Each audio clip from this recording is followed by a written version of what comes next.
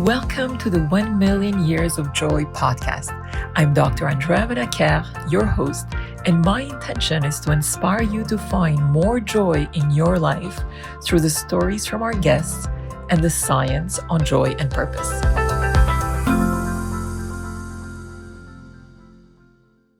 Mareike, welcome. It's such a pleasure to have you with us today. Pleasure to be here. Thank you for inviting me. Mareike, you've had a beautiful life filled with lots of creativity. You have two wonderful kids. You have a huge love for horses. And I'd love for you to maybe start with some of the most pivotal moments in your life that have really brought you the most joy. There are so many things that I think by nature, I love being in nature and with animals. That brings me an incredible amount of joy. But let's say pivotal points, of course, there's the birth of my two boys.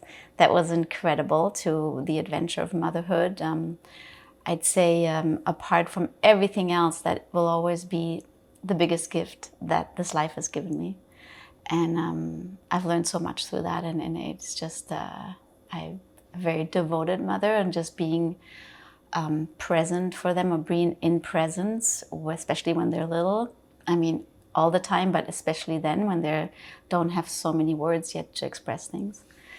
And I can say that being a mother and have had the period of introspection and spending quite a lot of years in India, in an ashram, and just being kind of on a soul search, very at a young age, I think it did make me a better mother.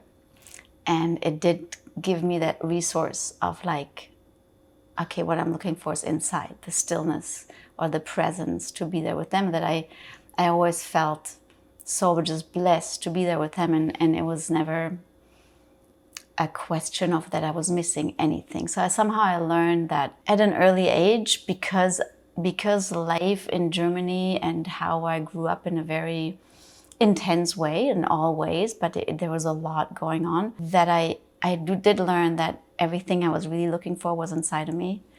And, you know, of course, it's always a journey for the rest of our lives, but there was a good boost I felt. And also like in India, feeling, funnily enough, it's a crazy country, but I felt so safe there. I really felt like Mother India took me in, and all the masters I sat with and all the experience I had there. So I've had that as a base to be a mom, and having had these experiences, I think it was a real gift. And I'm sure that it made a difference for them. Yeah. And also me being as a mother, we take care of the family and all of that I was always just really happy with where I was. So that helped the couple and helped everyone. Yeah. Wonderful. Thank you for sharing. And how did you juggle motherhood with a hugely successful creative career at Moment Factory? Well, I did trust a lot, and saying that while they were smaller, I did not work that much, because I felt the first 2 years they really needed my presence. So for each of them, I stayed home at least a year and a half or 2 years.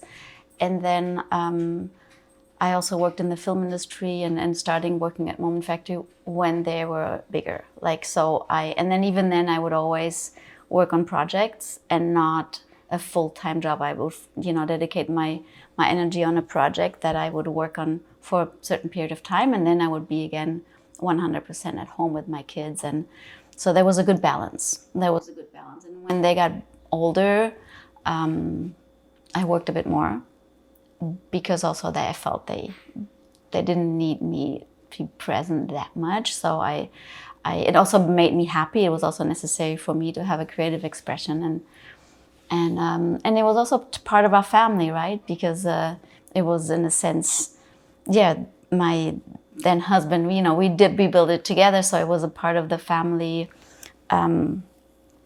dynamic that we understood the creative flow and the work, so we shared a lot, and And I feel that the kids, I trusted my intuition. When sometimes I felt like, okay, now I really need to stay home a bit, I did. So that was, let's say, I did have that possibility to be flexible because it wasn't a normal employer, let's say, that's like, no, I really need the time at home.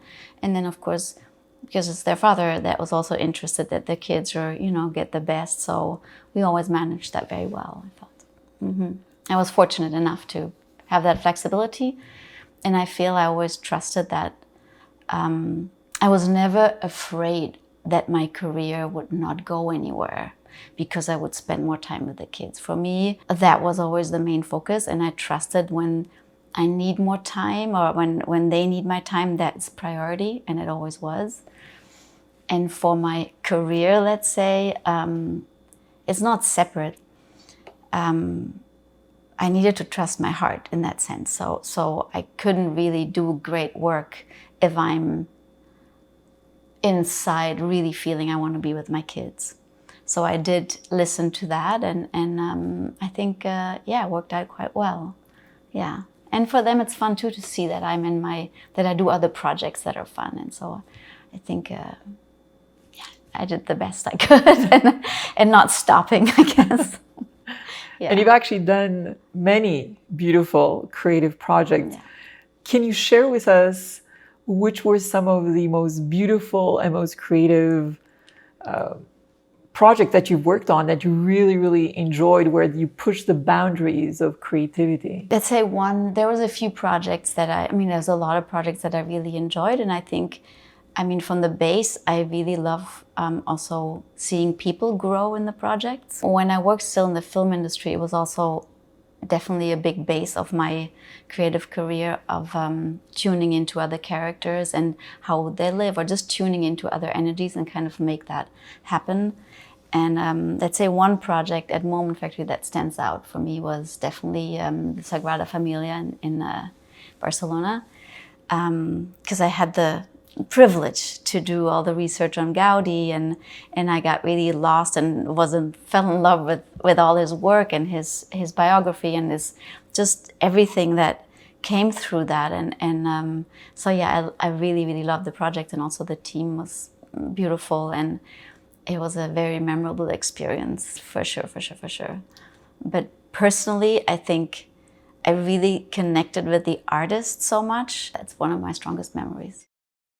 Going back to your kids that we just spoke about, that have been exposed through your work in such a beautiful way to art, to creativity, how has that influenced their career path now that they're much older? I always tried the best I could to make sure that they develop their own interests, that they're not, even if, let's say, yes, the projects are visible and you feel, they're out there, but I never felt that I wanted them to do that, or it was more about like finding their path. For me, that was much, much more important, that they don't get carried away by other people's, let's say, success or anything, or influenced even, that I felt like, no, but you have your own path. And I always really, really supported that.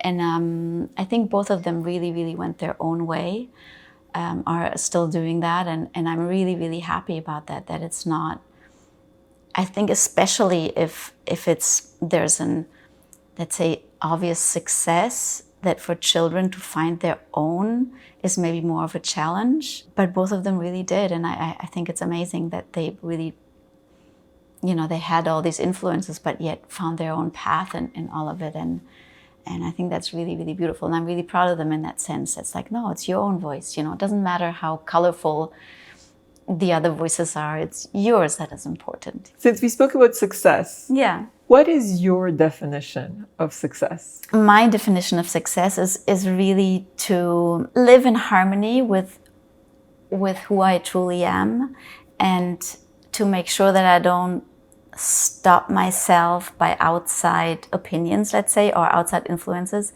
to be successful. I think for sure it's fun if there's financial abundance and you feel you don't need to struggle. I find that's always a nice to have. But true success is like, I find, to feel joy with what you do and to feel it's your calling. Like, let's say it also changes. Like, let's say I feel if I look at my life, I can say in my own terms, there's been a lot of success. Maybe for others, it wouldn't be successful. But I can say that I feel there were so many challenges that I learned from, and they're always a success. So now that I'm, let's say, a little bit, when I was younger, I remember thinking like, oh, what am I supposed to do? What's my calling? Like, what is it? Da, da, da. And you kind of struggle more. And today, having had, a lot of positive experiences and creative projects and being a mother and building a family and building beautiful homes and exploring the world and like a lot of, I think, a successful life, I can say that, oh, it's all a part of it. And the more I learn that those are just we're kind of focusing on success being this professional, let's say, standing. But today I feel more like, oh, the success is really how I feel with where I am. And the more I'm at peace with where I am, I would say that's a success. That's also like giving back to life, to my surrounding, in a way that I can share my joy, and that being in the flow with that and being okay with changes, I find that's a beautiful success, So I think the older I get, the less I take the outer value system as so much important. But it's also that was a learning, right? It's kind of what we learn in school. You got to be this, and if you're a doctor, you're successful, and whatever. Like, but all these value systems that I today I can say I don't really necessarily see that as success, because I can see people that maybe were successful in those standards, but they're very unhappy and they don't live their joy. They don't ever arrive. So to live a successful life for me is also to be in coherence with who we truly are. And I think that's beautiful. And then little things are already feel like so beautiful and so enriching that yeah, to find that peace inside and share that, I find that's a big success. So yeah, I mean, it's all as life is complex, and to be grateful for the challenges, I find that's a success too, I can't say that it's always been easy, but I've definitely tried always to have a positive angle on things and see wow, how knowing that it's there for a reason, even if it's uncomfortable, how can I welcome that and learn from it in a beautiful way? That's a success. If it's valued by money or not doesn't really matter, because I find that's definitely not everything to look at. Yeah. So talking about challenges, I know you've had a major challenge a couple of years ago, and as a result of that, you've been on a massive transformation journey. So yes, there was family was always the most important thing for me, my kids, my husband, the company we built and everything. I can say I really gave everything I could. And then, things happened that we were separated, and it was, for me, very intense times, because I did not expect that at all. And especially because there are certain values that I thought we agreed on that we didn't, obviously. And so it was a really explosive time where I felt everything was taken away from me, like my family. And then because we worked in this, in the company so it's okay, I can't work there right now anymore. And everything was, and my mom died at the same time. And there was so many things that I felt oh my God, everything I thought I was let's say identified with, being, the mother of a family that sticks together, a creative director in this company, leading this unit. And I mean, it was just never ending. Everything I felt was taken away. And so it gave me the opportunity to really look at where am I and what really matters to me.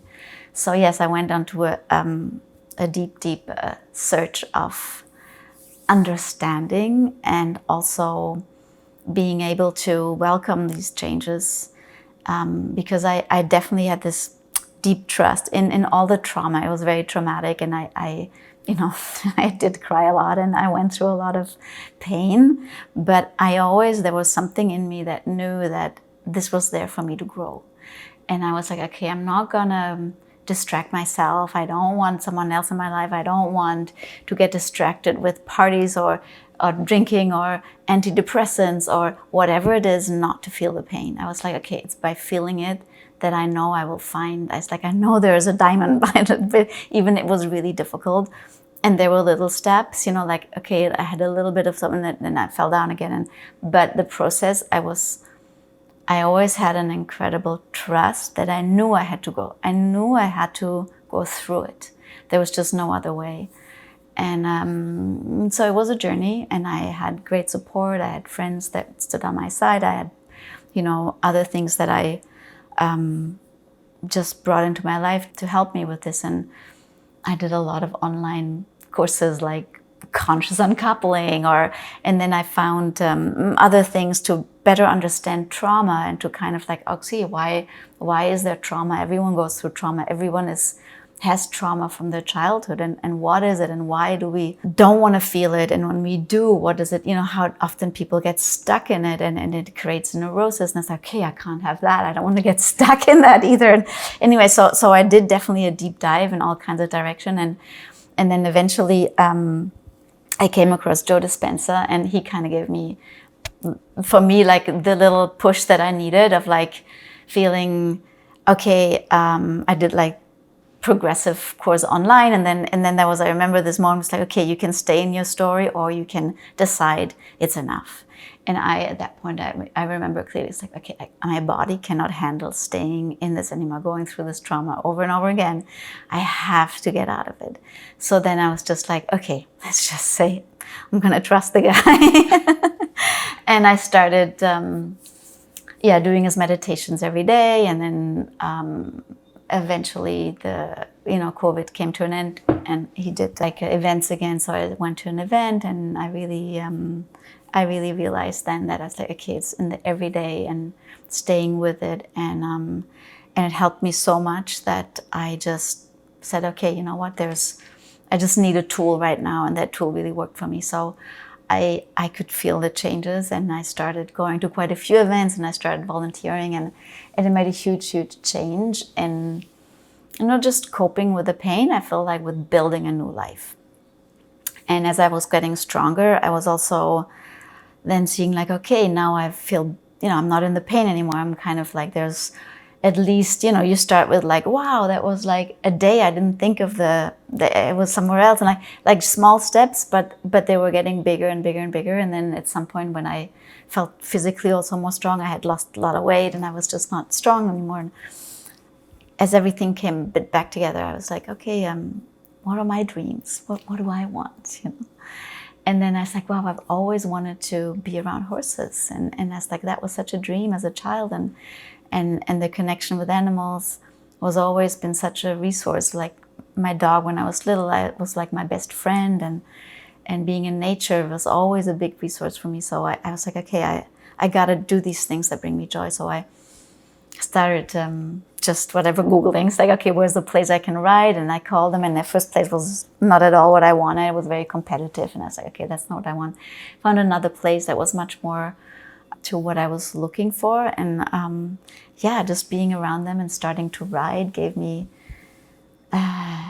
so much joy, and also feeling myself again. You know, being around horses, it's very physical also, like and feeling myself better, and feeling how much the joy of actually being adventurous and riding a horse, and how much that was a part of who I am, that I'm an adventurous person, and I love to enjoy life, and that I needed to feel that again after, you know, dealing with all the trauma. And it's not just the trauma of the separation. At that point, it was really all my traumas, like childhood traumas. Like a kid, now I'm kind of like, I was like, let's just clear things, because that's where I felt this whole event was all about. It was about clearing my past, so I can really open up to my new life, building my new chapter.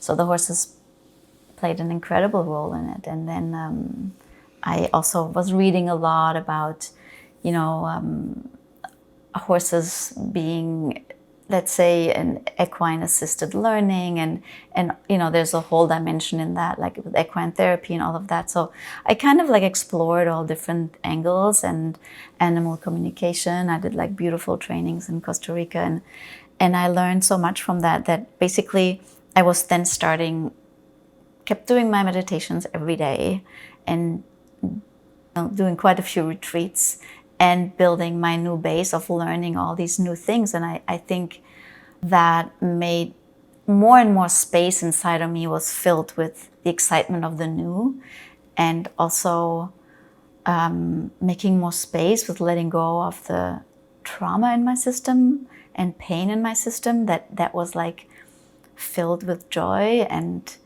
beautiful experiences that really made an incredible transformation in my life. And the horse is becoming stronger and stronger part of my life. And I remember also at the point where, when I started doing the Joe Dispenza work, I was like, okay, he had horses, so I think, you know, I can trust him. I felt like, okay, I can trust him.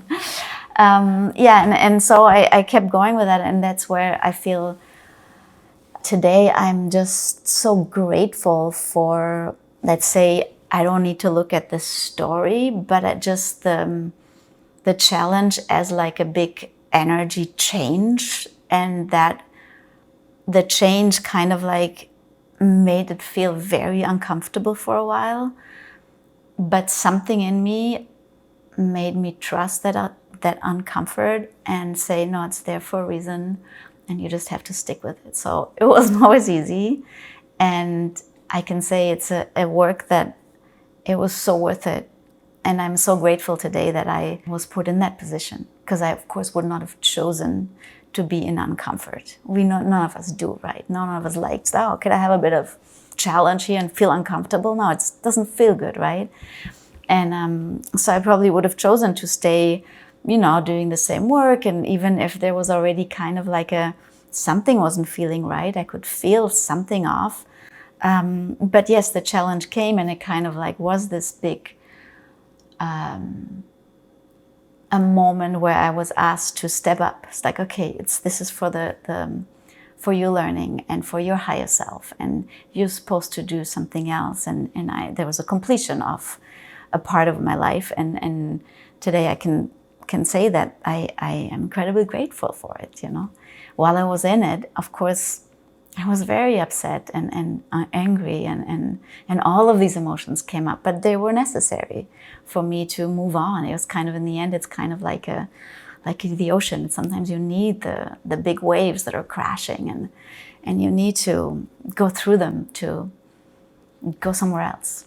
And it was really time for me to go somewhere else. Yeah. And as I'm listening to you share the story, what is very clear is that you did not lose hope despite the pain, despite the major challenges that you were facing. And I'm thinking of some individuals that do lose hope and lose their way. Do you feel that we have a choice in every single moment on how we choose to look at any situation that comes in our life? I'd love your view on that. Yeah, I definitely feel we have a choice. I think that is something I really learned. I chose not to stay in the suffering. And it wasn't an easy choice, because at that point also it was kind of, I got used to being a victim of the situation.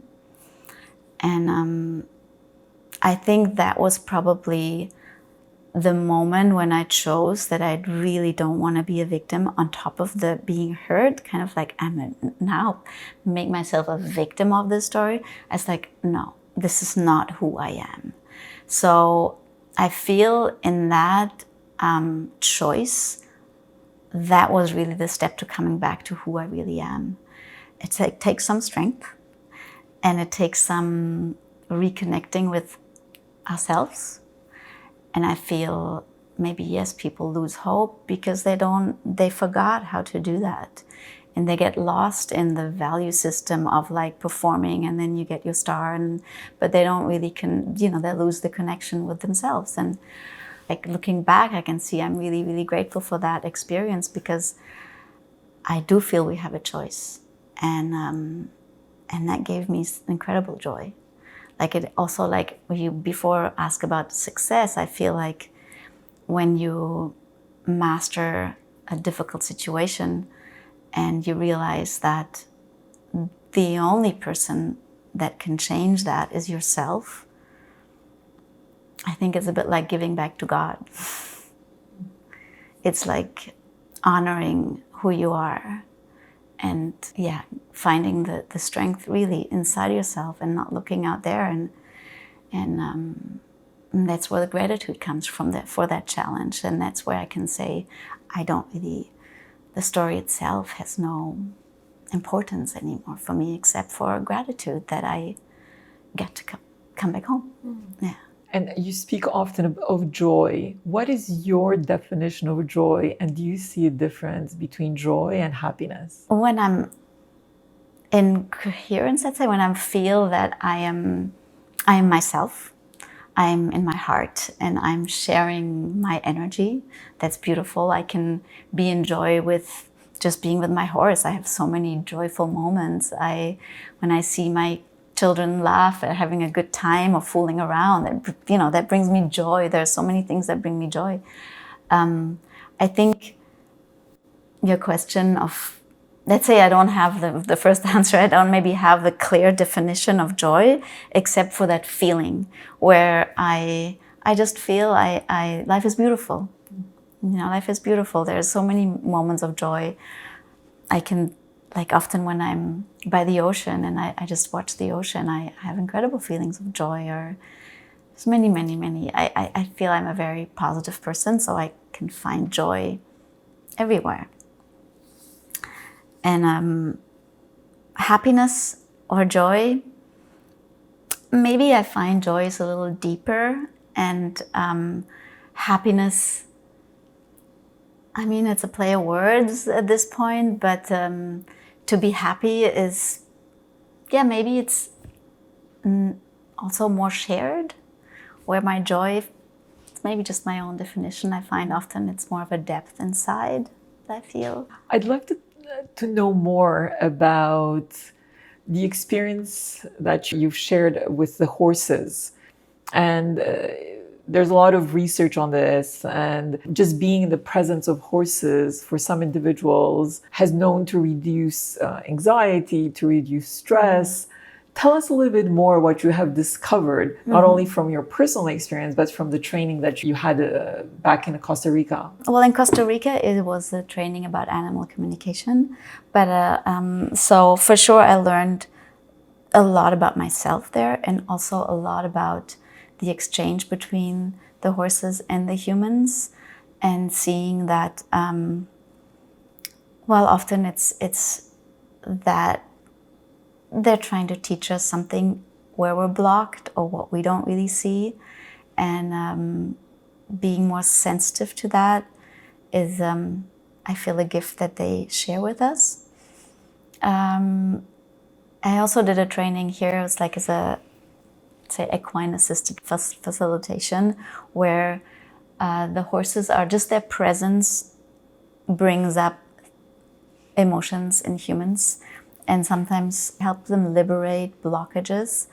And I've had beautiful experiences in that, with people seeing that they could actually release trauma that they were not able to do on their own, or they felt safer in the presence of a horse, and they didn't have to verbalize so many things that they maybe would be in a talking therapy or something, that they could just be and feel, and things would just, they could just share it silently with the horse. They don't need to use words necessarily, and beautiful liberations happening in that sense. I think there's a whole world out there that, now that I'm learning so much more and going into exploring so much more for myself, I find my experience is that horses are an incredible presence for us humans.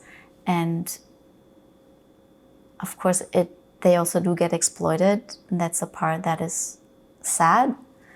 But there is a lot of movement for them to protect them and to see that, they come together in a way that they are happy with it, that they are respected in that sense. And I'm definitely very passionate about that whole angle, that the horse is respected and protected. So that's part of my whole new chapter in this lifetime where, that's beautiful, and I'm very, very grateful. You shared earlier that you were originally from Germany, and part of your younger life was in Germany. Can you share with us how your cultural heritage has shaped who you are? Yeah, I grew up in Germany. I lived there for the first, let's say, 25 years at least, and I would go back and forth. But for sure, my conditioning is, it happened in Germany. It was maybe special in a sense that there was my family, my grandparents that lived through war, and that whole baggage, let's say, that we could feel.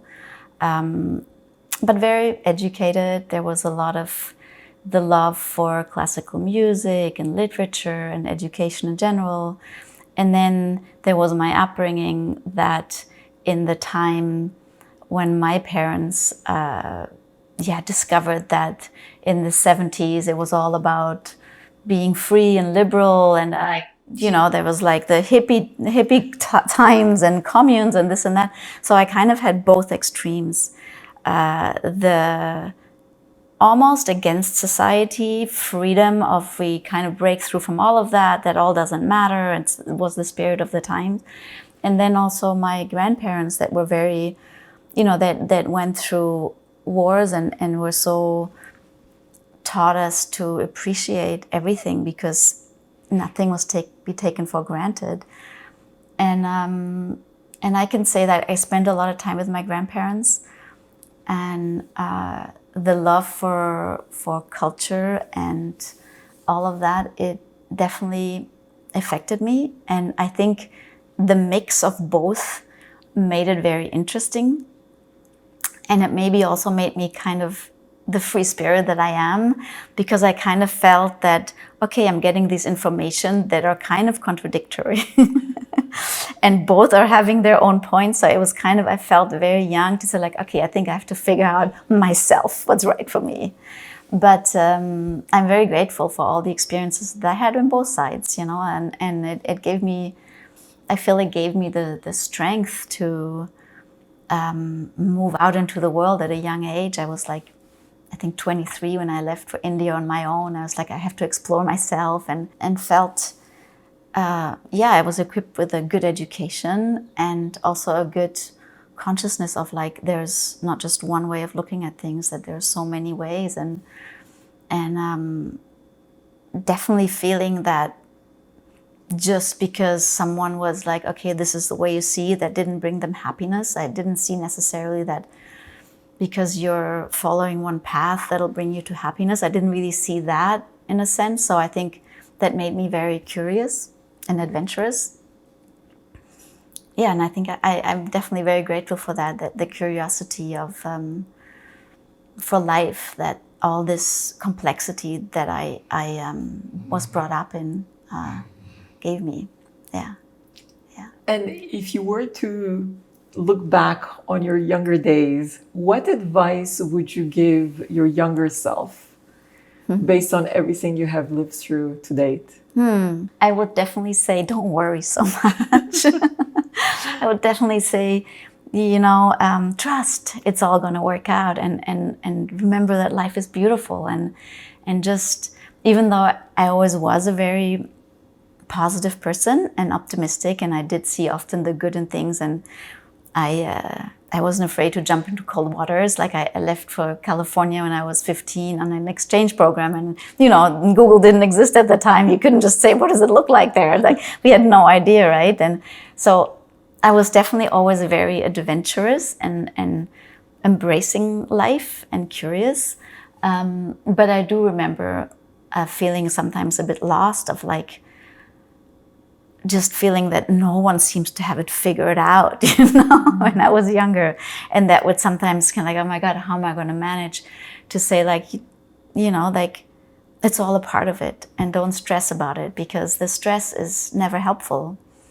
And to find a trust in the unknown, I think, or loving the unknown, even just being in love with the unknown, I think for any young person is a gift, and the more you can feel it, and if they can just, or say me as a younger self, to feel that parts of it's like, I know, but I love the unknown, so I'm okay with whatever happens. I think that would be maybe an advice. What do you believe we need to do collectively to bring more joy and harmony into this world? Yeah, so I think collectively, to say the collective is just the energy of everyone's inner selves, right? And I would say collectively it would be great if everyone would be more responsible for their own happiness and look more inside and not so much outside, and trust that process a little more, and to kind of like be able to truly share who they are instead of building or putting out all these masks and then living from there. And so I think the falsity, like that, it's maybe not so conscious often. We just get carried away with a character that we maybe play and feel comfortable in. But I'd say if collectively we'll be more tuning in and taking that risk of like really believing in ourselves and sharing truly who we are, I think as a collective, we'd be much further. We'd be healing as a collective if we heal inside. Yeah. And we'll have less separation and more collective action towards creating a better future for everyone. Not only current generations, but also future generations as well. Absolutely. Yeah. I feel we can only create as much wholeness as we feel inside. Where is it going to come from? So always to try to fix everything outside, even if it looks like a noble act, if things are broken inside, I think you can't go very far. Yeah. And looking into the future for yourself, what would be some aspirations that you can share with us that would allow you to live with no regrets? No regrets. I think regret is really it's not very useful. So I can't say I regret anything, because why would I go there in a sense? It's just like, okay, I did learn. So I think that I take the responsibility for my learnings, and say like to the very last day to say like, oh, but I am in love with my life, and I do the best I can to share who I am and where I'm at. And it evolves all the time, right? I hope so anyway. I hope there's no still set. So I think for me to keep enjoying the flow of my life and staying in that trust of that there's always more to live and to love and to share, I feel that's a good place to go into another dimension. Yes, and as long as we have an open heart, an open mind, and we're ready to seize opportunities that come our way, because often, sometimes, as you were saying, some people are just so much rushing through life, and given the traditional ways of defining success, we may lose seeing opportunities that could actually put us on a path that may actually bring us more joy. Yeah, absolutely. I think if you see my life as the way home, to being really at home or whole as a person, as a being, to cherish that path and be grateful that I was given this opportunity to travel this path here on this earth, and being able to share my joy as much as possible. That is, I find, this is why I'm here, in a sense, or why we're all here, I feel, to kind of like find the beauty in ourselves and share that. I think it takes that courage to go inside and sometimes be feeling uncomfortable, seeing that as our compass of like, okay, there's something there I need to look at so I can evolve and I can share more and I can be more in harmony with my world. And yeah. And do you have any personal daily practices that allow you to stay centered and in harmony with who you are? Yeah, definitely. Can you share some? Sure. I do my meditations every day. And if sometimes travel or there is like, when I'm here, it's very easy because when I'm at home, it's easy. I get up early and I do my meditations and I just love starting my day like that. And it's not a should, it's a love for life. And it's also, it feels like it makes my day bigger in the sense of like I feel more and I feel more aligned and I feel more in harmony. So I just really enjoy it. And so it's not a discipline. It's really just a part of what I love to do. And then, of course, the time with my horse is also extremely resourceful. Yeah, I do miss it when I don't see her. Being in nature, going for walks in nature is an incredible resource for me. I have a dog. She's walking around here, so she, like I go out with her every day.